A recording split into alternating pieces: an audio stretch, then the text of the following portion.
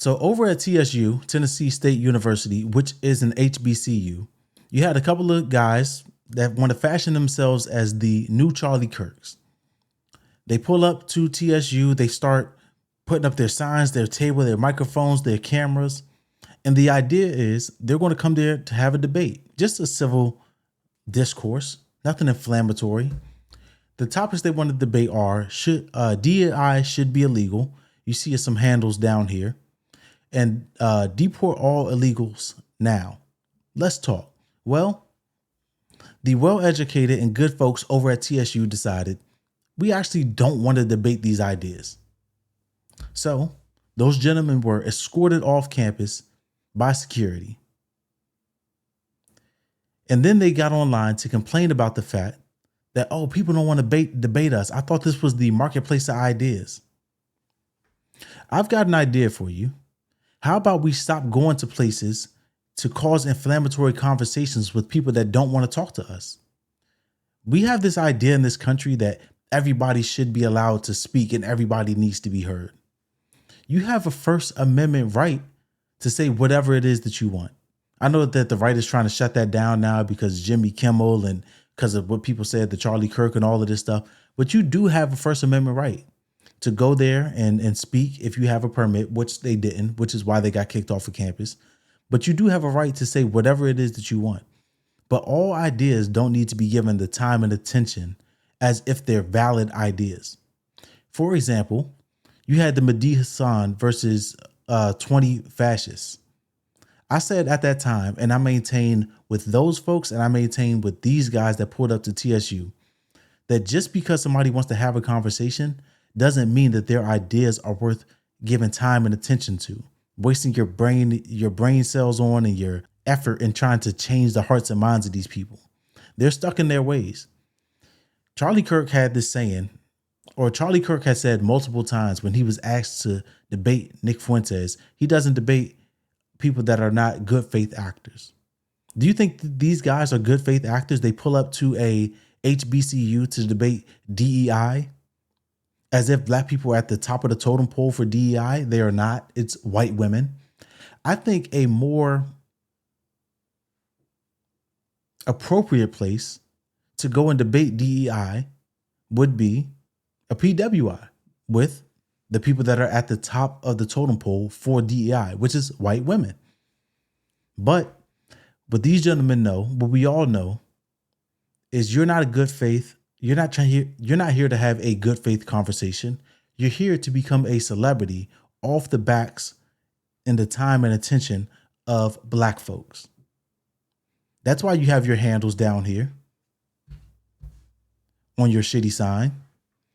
Because once people come up and start debating you, you want to post it online. You want to talk about how a certain type of people don't want to have a conversation with you and you're being antagonized and you're being kicked off of campus. This gentleman said, to be clear, this table is not a protest. It's an invitation to compare your beliefs to mine. As if this is something that should be entertained as a valid idea between the people that are not even at the top of the list. Let me go to his page. I want to see what else he posted, because I'm sure he posted when they got kicked off of campus. It says, it's almost like some people want to go back to America being a segregated society.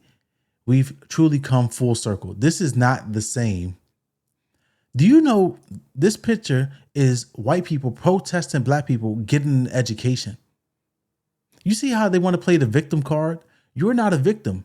You were not given a permit to come on this campus in order to talk and have a conversation with these students. If you wanted to go about it the right way, if you wanted to do the right thing, you would have applied for a permit. But you knew that what you were doing was coming there to be inflammatory. And unfortunately, you didn't get the result that you were looking for.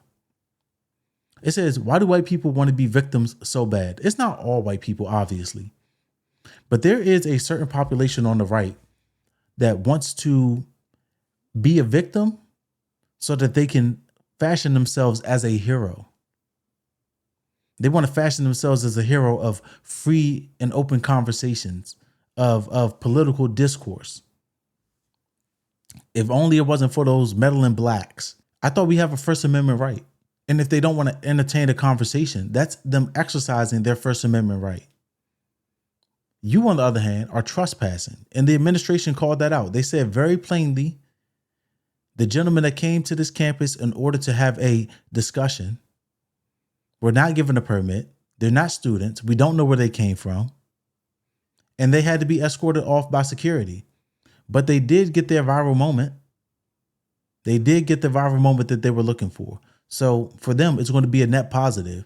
They're going to have a lot of people that come look at their platform, start following them. They want to hear their ideas. So at the end of the day, unfortunately, they're using Black people as a stepping stone to get into the public eye, and it worked.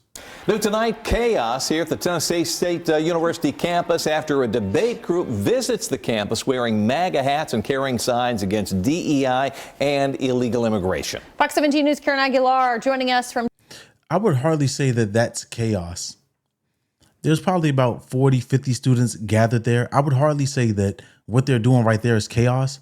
What I will say is the gentlemen that came there were trying to incite chaos. They were trying to cite something inflammatory and get a reaction for their social media so they can fashion themselves as the new debate bros that need to be followed, that need to be heard, that have radical and good ideas about what's going on in the world. Those guys are desperately chasing a seat in order to fill the vacuum that's being left by Charlie Kirk. Charlie Kirk is gone. We've already talked about that ad nauseum. We don't need to hash it out again. But these gentlemen are seeing an opportunity to come in and make some money, get some attention, blow up their social media, have an opportunity to be political superstars themselves. Except it's not going to work here because we already know what game you're trying to play. And instead of feeding into it and giving you the airtime that you're looking for, we're just going to get you removed from our campus. So shout out to the people over at TSU, Tennessee State University. Shout out to the administrators that knew exactly what was going on and stood by their students. They congratulated their students for keeping it peaceful. Now, in all fairness, there were a few people that they said like threw drinks at the car once they were in the car, were shouting at them. But as we see, it could have gotten a lot worse. You have to stop playing with people as if just because you have the right to express your ideas, there are not going to be people that take it too far and make you an example, that are not going to take it too far and show you that there are consequences to the things that you do.